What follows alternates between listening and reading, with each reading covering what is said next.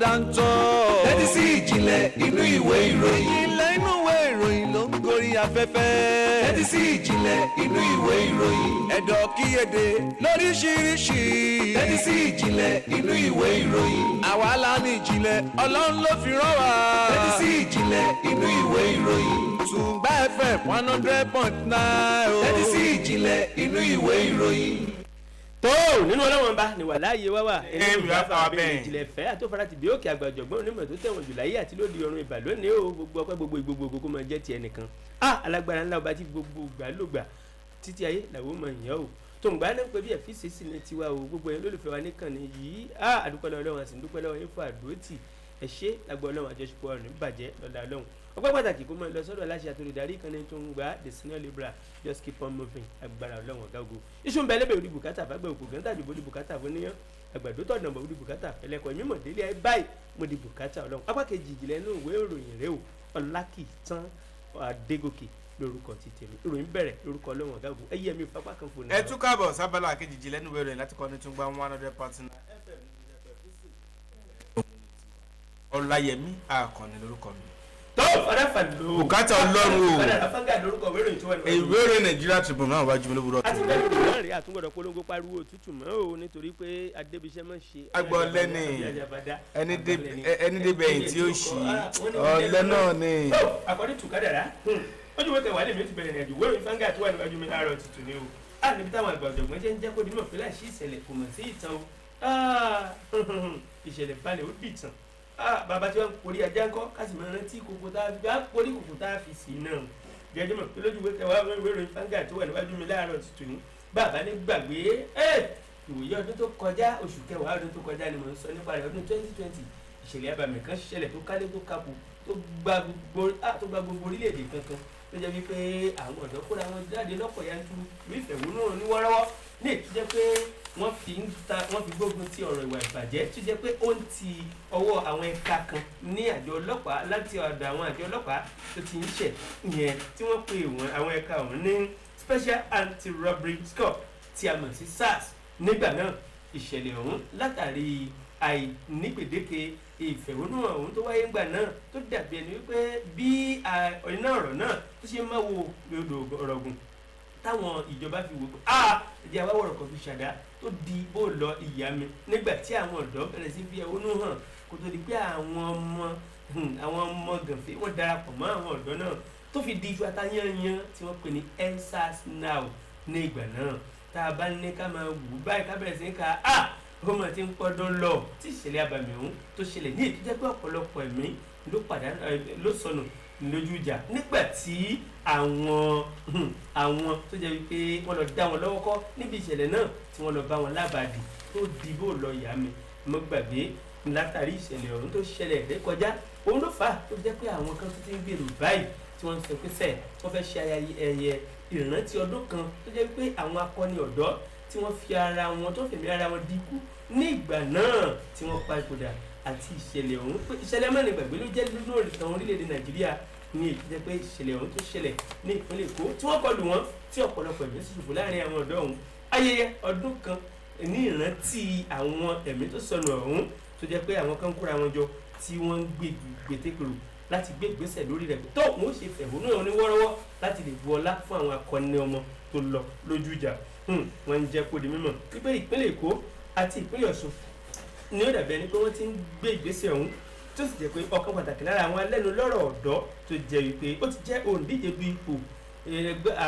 ààrẹ lórílẹ̀‐èdè Nàìjíríà tó sì jẹ́ oníròyìn pàtàkì ẹni tó jẹ́ aláṣẹ àti olùdarí Sahara Reporter mo sọ̀rọ̀ nípa Ọmọyẹlé Sowore tó jẹ́ pé ó ń pété kúrò pẹ̀lú àwọn ìgbìmọ̀ ìpèsè wọ́n ṣe ìfẹ̀hónúhàn oníwọ́rọ́wọ́ ní ìrántí ọdún kan tí ìṣẹ̀lẹ̀ ọ̀hún ṣẹlẹ̀ ní 20 oṣù kẹwàá ọdún yìí ẹ wò ó ní kété tí ọ̀rọ̀ náà ta sí ìjọba ìpínlẹ̀ Èkó létí ní pàtàkì jùlọ àwọn ẹ̀ṣọ́ aláàbò ní ẹnu iṣẹ́ ọlọ́pàá nígbà tí àwọn àjọ ọlọ́pàá ní ìpínlẹ̀ Èkó àti ní ìpínlẹ̀ Ọ̀ṣun tí wọ́n gbọ́ ọ̀rọ̀ yìí wọ́n ń jẹ́ kó di mọ̀ pé ẹ má jẹ́ kí ìgbésẹ̀ ọ̀hún ẹ má jù wáyé o torí pé àlá tí ajá bá lá inú ajá ní gbé báyìí àpọ̀gbọ́dọ̀ àgùntàn wọn o ẹ̀rí bẹ́ẹ̀ ṣe ń gbà á lérò ẹ má sọ síta mọ́ o nítorí pé àwọn ò ní fàyè gba ìfẹ̀hónúhàn kan tàbí ìwọ́de kankan láti lè sọ pé àwọn rántí wọ́n ń ṣe ayẹyẹ ìrántí ọdún kan tí àwọn akọni ọ̀dọ́ ti ń pa àkúdà. ẹ wo wọ́n dúró tán o àwọn àjọ ọlọ́pàá ní ìpínlẹ̀ Èkó àti ní ìpínlẹ̀ Ọ̀ṣun tó kò sí tó ń jẹ́ memorial protest kankan ẹ gbàgbé ẹ ọmọ yẹn lẹ́sọ̀rọ̀ rẹ bó bá lára rẹ mọ́ rọ o ojú ìwé kẹwàá ló wà ìwé ìròyìn Vanguard jáde láàárọ̀ tòní.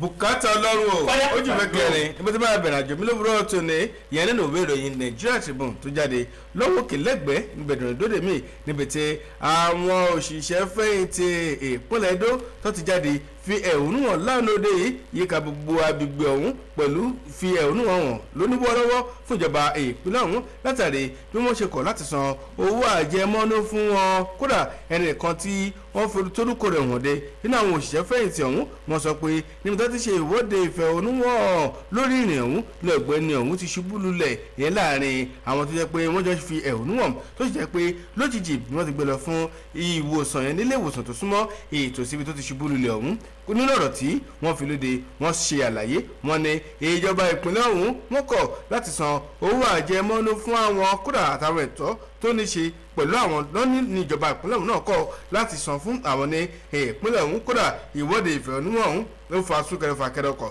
lójú ọ̀nà sápẹ́lẹ́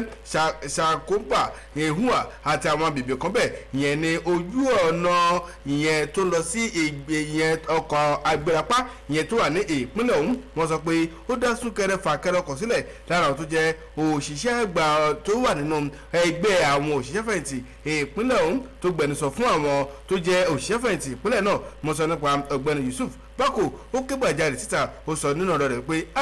ọ̀nà tí ìjọba bá ṣe àwọn kò bójúmu tó kódà ọ̀ni wọ́n tún mẹ̀dínkù bá àwọn owó tó yẹ kó jẹ́ ẹ̀tọ́ àwọn lóṣooṣù owó ọ̀hún bá ṣe mẹ̀dínkù bá tó kò tún ṣe déédéé tó táwọn sì ní ọmọ ẹbí ará ọ̀rẹ́ nílé táwọn sì láti gbọ́ bùkátà pẹ̀lú tí wọ́n rò bí àwọn ṣe lè gbégbé ayé ìdẹ̀rùn pẹ̀lú àwọn tó kù tó jẹ́ akẹgbẹ́ àwọn ní ìpínlẹ̀ ọ̀hún wọ́n sọ di mímọ̀ náà tó fi léde wọ́n ní láti ọdún 2012 ló ti jẹ́ pé owó àjẹmọ́nà wọn ti wà nákàtà ìjọba ìpínlẹ̀ ọ̀hún tó jẹ́ pé wọ́n fi ń dun àwọn iná tí ó gbẹnusọ fún ìjọba ìpínlẹ̀ ọ̀hún ìyẹn mo sọ nípa kọmíṣánná fún ìbáraẹnisọ̀rọ̀ àti ìlanilọ́yẹ̀ yìí fún ìjọba ìpínlẹ̀ Edo ọ̀gbẹ́ni Andrew Ehuata ó ṣẹlẹ̀ nínú ọ̀rọ̀ rẹ̀ ó ní ìjọba ìpínlẹ̀ ọ̀hún ó ní wọn jẹun lówó àti pé ọ̀rọ̀ tó wà nílẹ̀ àlàyé ló nílò owó àsọ̀nà ọ̀rọ̀ rẹ̀ ó ní ju gbogbo ẹ̀rọ ó rọ gbogbo àwọn òṣìṣẹ́ fẹ̀yìntì ọ̀hún ó ní ẹ lọ sí mẹ́dọ̀ ẹ farabalẹ̀ ìjọba tó wà lórí ànífà ó ní farajìn sẹ́yìn òṣìṣẹ́ fẹ̀yìntì tó wà lórí ẹyẹ òṣìṣẹ́ fẹ̀yìntì ìjọba ìpínlẹ̀ ọ̀hún fúndé yìí yóò túbọ̀ ní ìfarajìn pẹ̀lú tẹ̀síwájú láti máa ṣe àbójútó pẹ̀lú mú ọ̀rọ̀ yìí lọ́kùnkúndùn ní ìpínlẹ̀ ọ̀hún pẹ̀lú láti rí pèsè ẹ̀tọ́ ìṣẹ̀ àníkò ní ẹjọ́ ẹ lọ sinmi sílé ẹ lọ sinmi ẹ̀dọ̀ ẹ lọ jókòó sílé ìjọba tó lórí àlefa ó ní farajìn sí o tí iná ló ṣe láyéláyé kò lè jẹ́ yín lówó ẹ lọ sójú ìwé kẹrin ìwé ìròyìn Nigeria Tribune tó jáde lówùúrọ̀ tòní ẹ̀kúnrẹ́rẹ́ ìròyìn ọ̀hún níbẹ̀ lẹ́tì máa bá lówùúrọ̀ tòní. tó aláì bí ẹ̀kànnì o kátà ọlọ́run àṣẹwà. àṣẹwà. ìjọ ń ṣe bẹ́ẹ̀ wọ́n máa ń tẹ̀síwájú lójú ìwé kọkànlá ìwé ìròyìn Vanguard tó wà níwájú mi o ibi tí àwọn àgbà ọ̀jọ̀gbọ́n nílàkà ti ń jẹ́ kó di mìíràn pé a kì í rí ní sagbara bẹ́ẹ̀ sì ni wọ́n ní ọmọdé níṣẹ́ àgbà níṣẹ́. láfidálẹ̀ fẹ́ Yorùbá ló sọ bẹ́ẹ̀ kò gbìmọ̀ kọ́ o ká máa tara wa jẹ ká fọwọ́ pẹ́wọ́ báyìí òun lọ́wọ́ fi mọ́ Yorùbá ẹ kú àfiyèsí ǹjẹ́ ta lẹni tó bẹ̀rẹ̀ sí pàṣẹ àmọ́ ọ̀rọ̀ ọ̀hún tí mo gbọ̀rọ̀ lẹ́nu rẹ̀ sọ tó dìròyìn láàárọ̀ ti tòní ní ojú ìwé kọkànlá ìwé ìròyìn Vanguard tó wà níwájú mi ẹni àkọ́kọ́ nípínlẹ̀ Èkó mọ̀ ní mo ń sọ̀rọ̀ nípa gómìnà aládùbáríkà Babájídé Olúṣọlá Sanwó-Olú mọ̀ ní o ǹjẹ́ ẹjọ́ mọ̀ pé lánàá òde ni wọ́n sọ̀rọ̀ nígbà tí wọ́n ké sí Alára tí wọ́n ké sí Ajérò tí wọ́n ké sí Ọ̀ràngún Léèlá tí wọ́n ń wòye wípé sẹ́ àní ìpínlẹ̀ Èkó yìí ń kọ́ àjọṣe gbogbo àmọ̀ ní ká mẹ́tàn ra wa jẹ́ o bó o la ṣe fẹ́ mú ìpínlẹ̀ Èkó tẹ̀síwájú bó o lè tó àbò ṣe fẹsẹ̀ múlẹ̀ dáadáa wọ́n wá wò pé ẹni bá mojú ògún nípa bìnrin ẹni bá mẹ́tò ìṣàbáyé nípa bìnrin kókó wọn ní kì í ṣe iṣẹ́ tí àwọn nìkan lè dá ṣe o gẹ́gẹ́ bí gómìnà wípé ìbí ọ̀pọ̀lọpọ̀ àwọn ìṣẹ̀dá náà ní tòlú pẹ̀lú ọgbọ́n àtinúdá lọ́lọ́kan òjọ̀kan wọ́n wá jẹ́ kó di mímọ̀ pé tó àwọn ẹlẹ́gbẹ́lẹ́gbẹ́ lọ́gbàlọ́gbà níjọ wọ́n ní aṣọ tó bá kún sí kẹ̀kẹ́ náà ń pè ní jẹ̀pẹ́ wọ́n ní pé ẹni tó bá súnmọ́ ni náà báyìí là jarun pádò tó ẹ̀yìn àjọ kan bẹ̀rù tí ń jẹ́ CDAs àti CDC wọ́n ní wípé àwọn mọ̀ pé ẹni ọgbọ́n tó lè ṣe àwọn wo ló ń jẹ́ CDA mo ń sọ̀rọ̀ nípa Community Development Association CDAs àti Community Development Committee CDC no wọ́n ní pé ṣe rí àwọn ẹgbẹ́ méjèèjì wọ̀nyí ní agbègbè kọ̀ọ̀kan ní orílẹ̀-èdè ní ìlú táwa yìí wọ́n ní pé kò síjọba tó gbọ́dọ̀ sọ pé bóun ni tí wọ́n ṣe jẹ́ torí náà àwọn pọ́n ilé àwọn sì pàtàkì yín o wọ́n wá ní pé ṣe rí gbogbo ọ̀rọ̀ nípa ti ètò ààbò ní ìpínlẹ̀ Èkó ńkọ́ ó dọ̀wọ́ àwọn táwọn jẹ́ ní àkọ́kọ́ ó dọ̀wọ́ gbogbo àwọn ìgbìmọ̀ ó sì dọ̀wọ́ ẹ̀yìn àjọ CDA àti CDC wọ́n nítorí náà ńkọ́ ẹ̀jẹ̀ àjọ tòbí tó dá o wọ́n bẹ̀ wọ́n ń rọ̀ wọ́n pé tó lórí bí ètò ààbò ṣe fẹsẹ̀ múlẹ̀ àti àwọn àtúnṣe tẹ́yìn náà ń lò ní agbègbè àti àyíká yín bí ò bá sẹ́yìn ẹgbẹ́ ìtẹ́ bá lè tẹ́ ẹ ti àwọn lẹ́yìn kí làwọn fẹ́ jẹ́ ǹjẹ́ àwọn nìkan lè dá ṣe é torí pé igi kan kì í dá igbó ṣe o ọ̀rọ̀ nípa ètò ààbò àti nǹkan tó jẹ́ wípé ó nílò àtúnṣe ohun àtúntò nípínlẹ̀ Èkó àwọn ò lè sọ pé bóò ni ti àwọn CDA àti CDC bóò ni tí wọ́n ṣe jẹ́ o torí náà wọ́n bẹ̀ yín lórúkọ Ọlọ́run ọba ẹ jẹ́ ká jọ fọwọ́ wọ ẹwọ́ kọ́wọ́ lè mọ́ kí ìtẹ̀síwájú àti ìgbéga lọ́lọ́kan òjọ̀kan kó lè dé bá ìpínlẹ̀ Èkó ohun ìfọ̀kànbalẹ̀ fún àwọn aráàlú lẹ́gàlùkù lè máa sún àsùn fọ́kàn lórí òróǹro tí ò ní sí inú fo àyàfo mọ́ nígbà tá a bá wà lójú oorun. ẹ wo ọ̀rọ̀ yìí ni ẹni tí ó jẹ́ gómìnà ní àkọ́kọ́ nípínlẹ̀ Èkó lánàá òde yìí ló tú wáta lóńgbà tí wọ́n ń ṣe lára ìgbé bí àtúnṣe bí ìfọwọ́sowọ́pọ̀ bá wà ìtẹ̀síwájú yóò dé bá olùgbé ní ìpínlẹ̀ Èkó ojúwe kọkànlá ló wà ìgbéròyìn fanga tó jáde láàárọ̀ kìíní. bùkátà ọlọ́run o ojúwe kẹrin mo ṣì wá o ìwéèrè Nigeria Tribune tó jáde lówùúrọ̀ tòní níbi tí adájọ́ Christopher Balogun ti ilé ẹjọ́ gíga tó wà nílùú Ìkẹjà yẹn ní ìpínlẹ̀ Èkó tó ti sọ dímọ̀ pé àṣẹ tí òun pa ìgbọ́kọ́mà tí ìyọ̀ǹda Okori Admiral ìyẹn Ndubuisi Kanu ìjọ jẹ́ ọ̀kan àwọn òṣìṣẹ́ fẹ̀yìntì ológun tó pé ìdí olóògbé wọn ni ìdí pàtàkì tó sọ pé kí wọ́n máa ti yọ̀ǹda òkú arákùnrin yìí fún àwọn mọ̀lẹ́bí rẹ̀ fún sísin ó ní fún ètò ààbò òkú àtàwọn mọ̀lẹ́bí òkú ni ó ní kìí ṣe pé òun lọ́wọ́ agbára tàbí òun kàn ṣe ìfẹ́ náà ó ní rọ̀ ó ní kò ṣe pé láti lè dáàbò bo òkú fún rárá rẹ̀ kò má ṣe òkú nìkan àtẹ̀yìntẹ̀ jẹ́ mọ̀lẹ́bí òkú ó ní kò ṣe fún méjì ó nítorí àwọn ìgbésẹ̀ kọ̀ọ̀kan tó tọ́ tó yẹ káwọn gbé ìdí rẹ̀ tó ń ṣe pa àṣẹ yìí ẹni tó pe ìpẹ́jọ́ yìí nílẹ̀ ẹjọ́ lánàá yìí ẹni tó jẹ́ ọ̀kan nínú àwọn aya olóògbé yìí mo sọ nípa abilékọ Gladys Kanu ó sọ ọ̀nà ọ̀rọ̀ rẹ̀ láti fi tako àwọn ọmọ òkú tó kù àtàwọn aya rẹ̀ tó kù wípé kí ló fà á tó fi níyànda òkú ọkọ òun fóun tó ti ṣètò láti rí pé àwọn máa fẹ́rúfẹ́rú fẹ́pọ̀ láti sìnkú rẹ̀ ní ọjọ́ karùndínlógún oṣù kẹwàá ọdún tàbí ti ṣe ọjọ́ Ẹtì ó wá sọ ọ̀nà ọ̀rọ̀ rẹ̀ ó ní rọ ẹnikẹ́ni kò lè sọ pé kó má sin ọkọ òun àti pé ẹ má dúkùkù lajà mọ́ òun adájọ́ òun wá fi kún ọ̀rọ̀ rẹ̀ nínú ọ̀rọ̀ tó fi lóde ó ní àṣẹ ìyá ẹ̀ gbọ́ bí mo ṣe sọ ni àníṣe fún ètò ààbò òkú fúnra rẹ̀ kó má ti sí wàhálà òun dààmú kódà èyí tẹ̀ jẹ́ mọ̀lẹ́bí òkú náà fún ètò ààbò ẹni ó ní tó bá jẹ́ tìyẹn o ọjọ́ tẹ dá láti sin òkú yín kò lè yẹ àjọ tẹ ti pèrò tẹ ti gbàṣọ tẹ ti dìnáwó tẹ ti fọjọ́ ẹ̀yẹ sọ́jọ́ náà lè yẹ fún ètò ààbò ẹni ó wá fi kún ọ̀rọ̀ rẹ̀ nínú ọ̀tí ó fi léde ó ṣe àlàyé ó ní àṣẹ òun tó ń pa ó ní fáfàní gbogbo yín ni ó wá tẹ̀síwájú ó ní gbogbo àwọn aya òkú tó kù àtàwọn tó jẹ́ ọmọ òkú kódà ó mẹ́nubà wọn lẹ́ẹ̀kọ̀ọ̀kan èjèèjì lára wọn ni Simeon Abiona tó jẹ́ ọ̀kan nínú àwọn ẹbí òkú ọ̀hún àti Andrew Joe Ezigbo bákan náà Paul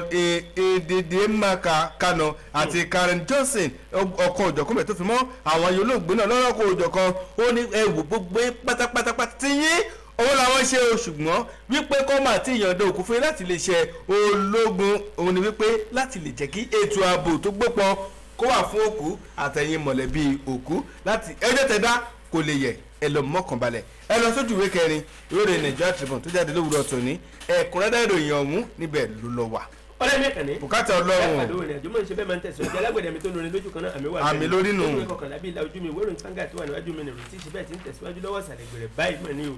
ìpínlẹ̀ Ọ̀yọ́ ni mo mọ̀ mọ́rí lé o nìjẹ́ jẹ́ mọ̀ wípé gẹ́gẹ́ bó ṣe wà náà wérò yìí lánàá náà dé ní ìṣẹ̀lẹ̀ pàtàkì kan tó jẹ́ kó níye lórí mọ́nìgbàgbé tó ṣẹlẹ̀ ní ìpínlẹ̀ Ọ̀yọ́ ní ìlú Ìbàdàn gẹ́gẹ́ o ǹjẹ́ bó ni ìṣẹ̀lẹ̀ ń ṣe ṣẹlẹ̀ ó náà ní pé gómìnà tíṣe ní àkọ́kọ́ mò ń sọ nípa alàgbà Ṣèyí Mákindé lánàá òde yìí òun ni wọ́n ṣe ìbúra fún àwọn kọmíṣánná mẹ́wàá ọ̀tọ̀ọ̀tọ̀ tuntun ìṣàrà tó yẹ pé wọ́n bọ́ sí orí àlééfà wọ́n gba iṣẹ́ ìríjú ní ìpínlẹ̀ náà gẹ́gẹ́ bí kọmíṣánná wọn lọ́kàn òjọ̀kan tí ó mọ̀ rí sí ọ̀pọ̀lọpọ̀ àwọn iṣẹ́ ìríjú tó jẹ́ wípé wọ́n torí ẹ̀yìn wọn sípò fún ìṣẹ̀lẹ̀ ọ̀hún tó jẹ́ pé wáyé ní ilé gómìnà ní Agodi ní ìlú Ìbàdàn tí ṣe ọ́fíìsì gómìnà ilé ìjọba ti ìpínlẹ̀ Ọ̀yọ́ pẹ̀lú àwọn ìṣẹ̀dá alápọ̀nlé lọ́lọ́kan òjọ̀kan yàtọ̀ fún àwọn kọmíṣánná 10 ọ̀tọ̀ọ̀tọ̀ tó dàbí ẹni wípé wọ́n ṣe ìbúra fún lánàá òde yìí bẹ́ẹ̀ ni wọ́n tó ṣe kéde tí wọ́n tún ṣe ìbúra fún ẹni tó jẹ́ gẹ́gẹ́ bí ààrẹ fún ilé ẹjọ́ kọ̀kọ̀ kayakaya ìyẹn tá a mọ̀ sí the new president of the customary court of appeal àti ilé ẹjọ́ kòtẹ́milọ́rùn ní ìlú Ìbàdàn lánàá òde yìí ẹni tí ó jẹ́ gẹ́gẹ́ bí ààrẹ tuntun ọ̀ṣàrà tí wọ́n búra fún gẹ́gẹ́ bí ààrẹ fún ilé ẹjọ́ kòtẹ́milọ́rùn àti ilé ẹjọ́ kọ̀kọ̀ nílùú Ìbàdàn ó náà ni wọ́n pe orúkọ rẹ̀ ní adájọ́ àgbà Moshood Abbas Justice Moshood Abbas lánàá òde tó jẹ́ pé wọ́n ṣe ìbúra fún wọn nínú tí wọ́n náà dùn pé Ọlọ́run bá mi mọ̀ ṣe àwọn bọ́sírípù kàǹkà yìí Ọlọ́run ò ṣeun o ẹ wo ayẹyẹ ọ̀hún ní Agodi nílùú Ìbàdàn ló mọ̀ ti wáyé o níbi tí ó jẹ́ pé ọ̀kan òjọ̀kan àwọn ọmọ nígbàgbé ìṣẹ̀dá tó jẹ́ pé àwọn èèyàn làmìlaka láwùjọ náà ni wọ́n wà ń bẹ̀ gẹ́gẹ́ bí àlàyé tó ń bẹ nínú ìwé ìròyìn láàárọ̀ ti tòní ẹni tí ó jẹ́ gẹ́gẹ́ bí olùkù ẹni tí ó jẹ́ olórí fún àwọn àjọ akọ̀ròyìn gómìnà ti ìpínlẹ̀ Ọ̀yọ́ mo sọ nípa alàgbà Táíwò Àdìsá òun ló ṣàlàyé ọ̀rọ̀ náà bí ìnáwó ọ̀hún àti ètò ó ṣe lọ lọ́lọ́kan òjọ̀kan fún àwọn oníròyìn lára àwọn kọmíṣánná ọ̀hún tó jẹ́ pé wọ́n ṣe ìbúra fún lánàá òde yìí tí wọ́n sì kí kú oríire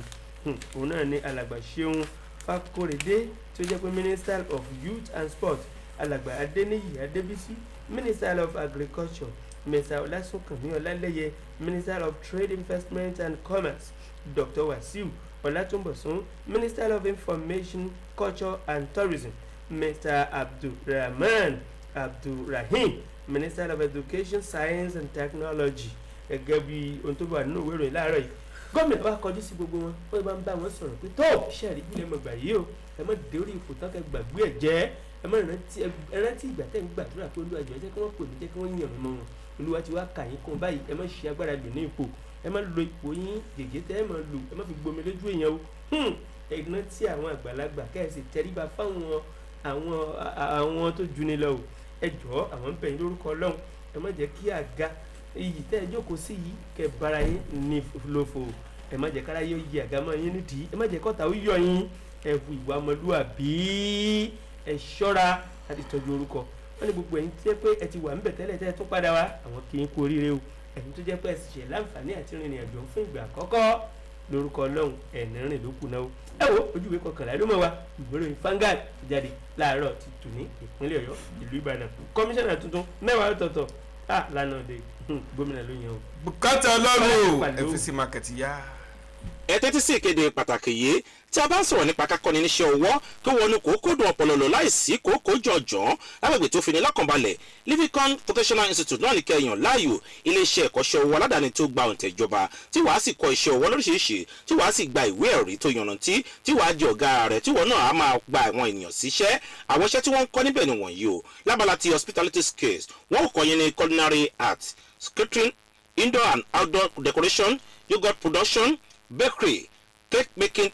fruit juice àti bẹ́ẹ̀ bẹ́ẹ̀ lọ lábàlá ti fashion skills lẹ́yìn tí kọ́ bí wọ́n ti ṣe ránṣọ ọkùnrin àti tóbìnrin ìyẹn production of men and female wears art fascinator bead and necklace bag and shoe production household chemicals náà ni wọ́n ti kọ́ yín ní toilet cleaners production disinfectant liquid soap body cream hand sanitizer insecticide bleach air freshener àti bẹ́ẹ̀ bẹ́ẹ̀ lọ lágbàgbé construction skills bíi architectural design and AutoCAD building construction technology building contract estimation business proposal writing and account lọ́wọ́ tí ò gani lára làwọn iṣẹ́ wọ̀nyí ǹjẹ́ o mọ̀ wípé o lè kọ́ àwọn iṣẹ́ wọ̀nyí láàrin ọ̀sẹ̀ 2 sí oṣù 6 Livicon Vocational Institute wà ní plot 20 block K Àgbẹ̀dẹ meeting near home of Grace bus stop Àgíríkì Ìkòròdú lẹ́kọ̀ọ́ ojú òpó wọn ni wọ̀nyí o 081 84 36 46 61 081 84 36 46 61 tàbí 081 12 74 09 03 081 12 74 09 03 a ó máa retí yín o. ọ̀gá ẹ má wúkọ́ sí wa lójú o wúkọ́ sínú apá rẹ̀ tí o kákò pẹ̀lú bí àrùn kòrónà yìí ṣe wà káàkiri ó yẹ kí o fọwọ́ rẹ fún ìṣẹ́jú akọ̀rọ̀gùn pẹ̀lú ọṣẹ àti omi tó ń ṣàn kí o bá lè jìnnà sí àrùn kòrónà. ó sì lè lo nǹkan ìfọwọ́ tí a fi ọtí ṣe tá à ń pè ní hand sanitizer. àbí o jẹ́ kí n rọra wá àga mìíràn jókòó sí kí n bá lè jìnnà sí o dáadáa. ẹ jọ̀ọ́ kí ni ẹ̀yin lẹ lóúnjẹ fún mi ni ẹ fi mí lẹ̀ dákun. ọ̀gá má bínú ó dára ká máa sọ irú ọ̀rọ̀ báyìí fún ara wa dáadáa ká bá lè dáàbò bo ara wa nípa àrùn kòrónà yìí. ṣe ojúṣe rẹ láti dẹ́kun ìtànkálẹ̀ àrùn kòrónà. má lọ sí ibi tí èrò bá pọ̀ jù kí o sì fi ìwọ̀n ẹsẹ̀ bàtà 6 sí ìwọ àti àwọn ẹni yòókù. fọ ọwọ́ rẹ pẹ̀lú ọṣẹ àti omi tó ń ṣàn nígbà gbogbo. má sì fi ọwọ́ kan ojú imú tàbí ẹnu rẹ tí o kò bá tí ì fọwọ́ rẹ. ojúṣe gbogbo wa ní ṣe fún ara rẹ kó sì ṣe fáwọn yòókù. ọ̀rọ̀ àmọ̀ràn rèé láti iléeṣẹ́ rédíò Tùǹgbá 100.9 FM. ìjìnlẹ̀ inú ìwé ìròyìn ìjìnlẹ̀ inú ìwé ìròyìn. ìjìnlẹ̀ inú ìwé ìròyìn tẹ̀síwájú láti kọ́ ní Tùǹgbá 100.9 FM. ojú ìbẹ̀ nẹ́fíìsì ní tiwa ojú ìwé kẹrìndínlọ́gbọ̀n mo ṣí sí ìwé ìròyìn Nigeria Tribune tó jáde lówùrọ̀ ọ̀tọ̀ náwó kìnìún wà níbi tí adájọ́ Anwele Chikere ti ilé ẹjọ́ gíga tó wà nílùú Àbújá lánàá yìí ó ti mú ọjọ́ 22 oṣù kọkànlá ọdún yìí láti gbọ́ ìgbẹ́jọ́ tí ó ní ṣe pẹ̀lú tẹni tó gbà kan jẹ́ ààrẹ ilé ìgbìmọ̀ aṣòfin àgbà mọ́sánnípa dókítà Bukola Saraki lè ti àwọn àjọ tó ń gbógun ti ìwà àjẹbánu àtàwọn àjọ míì tó ń gbógun ti ìwà ìbàjẹ́ lọ́lọ́kùn òjọ̀kan tó fi ń béèrè pé àwọn ṣetán láti fẹ̀sùn kàn pẹ̀lú gbẹ́sẹ̀ lé àwọn dúkìá kọ̀ọ̀kan tó yẹ pé ó kójọ pẹ̀lú ọ̀nà ìbùrú adájọ́ ọ̀hún ó mú ànóde yìí ní ó mú ọjọ́ 22 oṣù kẹwàá ọdún tá a wà yìí láti gbọ́ ìgbẹ́jọ́ ọ̀hún ẹnìkan tó rúkọ rẹ̀ mú òde mẹ́sàn-án Kẹ́hìndé Ògúnwùmíjù tí ó jẹ́ agbẹjọ́rò ìyẹn fún ẹni tí ó jẹ́ ààrẹ àná nílẹ̀ ìgbìmọ̀ aṣòfin ó ti kọ́kọ́ béèrè fún ẹjọ́ ọ̀hún pé ẹjọ́ ẹjá gbé kúrò sílẹ̀ tí wọ́n pè ní ọgbọ̀njọ́ oṣù kẹfà ọdún tí a wà yìí yẹn ní orí ọ̀rọ̀ ọ̀hún bákan náà ó wá sọ náà lọ rẹ̀ tó fi léde ó ní àwọn àjọ ọ̀hún tẹ́ pé wọ́n ń gbógun ti ìwà àjẹbánu àti ìwà ìbàjẹ́ náà kọ̀ọ̀kan lè tẹ́ pé wọ́n ń béèrè fún ààyè àti àǹfààní láti béèrè àti láti lè rí wípé wọ́n ṣe ìtọpinpin lórí àwọn ẹ̀sùn tó fi kọni tí orúkọ rẹ̀ mú òde mọ̀sán nípa ààrẹ àná nílé ìgbìmọ̀ aṣòfin àgbà yẹn Bukola Saraki ó sọ náà rẹ̀ ó ní ó náà rọ̀ wọ́n òdìbẹ̀ ṣùgbọ́n ju gbogbo ẹ̀ lọ ọjọ́ 22 tilẹ̀ jọ́dá ó ní gbogbo ẹ̀ bí ìṣúṣe kú bọ̀bẹ̀ ṣe bẹ́ gbogbo ẹ̀ pátápátá láàgbọ̀ lọ́jọ́ náà èyí ni ọ̀rọ̀ tí ilé ẹjọ́ sọ lánàá yìí láti fáwọn àwọn tó ń rí sí ìyẹn ìtọpinpin lórí ìwà àjẹbánu àtàwọn ìwà ìbàjẹ́ míì lọ́lọ́kọ̀jọ̀kan láti fi wọ̀rọ̀ wá ẹni tí ó jẹ́ ààrẹ àná ìyẹn nílé ìgbìmọ̀ aṣòfin àgbà lẹ́nu wò lórí àwọn ohun tó fọ ọ̀nà ìbúrú kójú àti ẹ̀sùn tí wọ́n fi kàn án ẹ fẹ́ lóyún lẹ́kùnrẹ́rẹ́ àbẹ̀fẹ́ mọ̀ jújúdújú nípa ẹ̀sùn tí wọ́n fi kàn án àti bọ́dọ̀ tó ṣe ń lọ látẹ̀yìn ẹ lọ sójú ìwé 26 ìwé ìròyìn Nigeria Tribune tó jáde lówùrọ̀ tòní ẹ̀kúnrẹ́rẹ́ ìròyìn ọ̀hún níbẹ̀ lẹ ti máa bá pàdé. tí ló bá ṣe ẹni ṣe dé síbí mo tún padà sí ojú ìwé kẹwàá ìwé ìròyìn Vanguard tó wà níwájú mi láàárọ̀ ti tòní ǹjẹ́ jẹ́ mọ̀ pé lórí ọ̀rọ̀ ìgbáradì fún ètò ìdìbò tí ó wáyé ní ọdún 2023 ti jẹ́ pé òun rìn nílẹ̀ báyìí o àwọn ẹgbẹ́ méjèèjì tó dàbí ẹni tó ń léwájú lásìkò yìí mo ń sọ̀rọ̀ nípa ẹgbẹ́ òṣèlú People's Democratic Party àti All Progressives Congress ìyẹn PDP àti APC wọ́n ṣe é lálàyé nínú ìwé ìròyìn láàárọ̀ tòní pé àwọn ẹgbẹ́ méjèèjì yìí ni wọ́n mú ọkọ́ dání wọ́n bẹ̀rẹ̀ sí ń roko sọ́dọ̀ ara wọn o bẹ́ẹ̀ tó jẹ́ wípé ó di fàkínfà lórí ọ̀kan pàtàkì lára ìṣẹ̀dá alápọ̀nlé kan ní ó jẹ́ pé ó jẹ́ ọmọ orílẹ̀-èdè Nàìjíríà ẹni tó ti fi ìgbà kan jẹ́ gómìnà tẹ́lẹ̀ ní ìpínlẹ̀ Ondo tàlúwa rẹ̀ tí mò ń porí rẹ̀ bẹ́ẹ̀ òun náà ni dókítà Olúṣẹ́gun Mímíkò níbi tí ẹgbẹ́ òṣèlú People's Democratic Party ti ń fà á kó yá máa ń bọ̀ lọ́dọ̀ tiwa kájọ gbáradì fún ètò ìdìbò tí ó wáyé ní ọdún 2023 máa ń bọ̀ pẹ̀lú àwọn ènìyàn tó ń bẹ lẹ́yìn rẹ̀ o ẹgbẹ́ òṣèlú All Progressives Congress náà ń fà á wípé Mímíkò yá kọjú síbí tẹ̀bà nígbàgbé gbogbo ẹ̀dá tó bá tẹ̀lé tàn dáadáa o wọ́n jẹ́ kó di mímọ̀ pé ní ọdún 2018 òun ní alàgbà olóyè dókítà Olúṣẹ́gun Mímíkò ni wọ́n gbéra tí wọ́n digbá dàgbọ̀n wọn kúrò nínú ẹgbẹ́ òṣèlú People's Democratic Party tí wọ́n sì lọ ṣe ìdásílẹ̀ ẹgbẹ́ kan tá a mọ̀ sí Senate Labour Party Senate Labour Party ọ̀hún ni ẹni tí ó jẹ́ igbákejì gómìnà tẹ́lẹ̀ yẹn ààrẹ deputy governor alàgbà Agboola Ajayi ni wọ́n ti gbé jáde ẹ̀jẹ̀ bíi gómìnà láti dúró ní ìfigagbága pẹ̀lú Akérédolú nínú ètò ìdìbò tó wáyé kọjá o tẹ̀bà ní gbàgbé ẹ wo alàgbà Mímíkò wọ́n ń jẹ́ kó di mímọ̀ fún wọn báyìí pé ẹ wo àwọn ṣì ń bá àwọn ènìyàn wọn sọ̀rọ̀ bí wọ́n bá yọ̀ǹda wọn láti tẹ̀síwájú láti darapọ̀ mọ́ ẹgbẹ́ òṣèlú kankan nínú ẹgbẹ́ òṣèlú People's Democratic Party tàbí ẹgbẹ́ òṣèlú All Progressives Congress ṣùgbọ́n lọ́wọ́lọ́wọ́ àwọn ẹgbẹ́ méjèèjì ni wọ́n ń fa dókítà Olúṣẹ́gun Mímíkò pé kó máa bọ̀ lọ́dọ̀ àwọn kájọ gbáradì fún ètò ìdìbò tí ó wáyé ní ọdún 2023 ṣùgbọ́n wọn ò tí ì fèsì sí ọ̀rọ̀ náà ojú ìwé kẹwàá ló wà ìgbéró ìfanga tó jáde láàárọ̀ tòní o. a tún dúpẹ́ lọ́wọ́ ọlọ́run bíi Èdùmàrè tó tún bá a ṣe tòmúrọ̀ tòní adúpẹ́ o adúpẹ́ lọ́wọ́ ẹ̀ bákan náà lọ́wọ́ ẹ̀yin lólùfẹ́ ìkànnì yìí adúpẹ́ fún ìfẹ́ tẹ ní sí wa àjọṣepọ̀ wọ̀ ní bàjẹ́ láṣẹ Èdùmàrè láì gbàgbé igi wa lè ṣẹ́ yìí tí wọ́n jẹ́ orí tó dó fún àgbọ̀n tó fi ń mú mi adúpẹ́ pọ̀ òkun lọ́wọ́ yín kọ̀ní rẹ̀ láṣẹ Èdùmàrè láì gbàgbé lọ́wọ́ bọ́tìnì wa lówùrọ̀ tòní Tèmítọ́pẹ́ Sodiq Akínbólú òun náà wà pẹ̀lú wa níbí ẹ má jà gbàgbé ọjọ́ kẹfà oṣù kọkànlá ní àṣekágbá ìsìnkú màmá Àbùkí Olówe gbogbo yín pápátá lápè láti ra nǹkan ra àtẹ̀yìn tẹ́ bá ti pa Àbùkí Olówe gbogbo bí tẹ́ ti máa dọ́dọ̀ yín pátápátá ló máa dọ̀wọ́ yín bákan náà ọjọ́ kẹtàlá oṣù kọkànlá ọdún Kudos to God series 2 àti Kótódayọ̀ anniversary lólùfẹ́ tó yín pátápátá gbogbo yín pátápátá àmàrè tí ń jọ náà fún àkàrà tí náà bákan náà ẹ ti mọ nọ́mbà tí máa pè yín ní nǹkan èyí bùkátà Ọlọ́run ẹ pé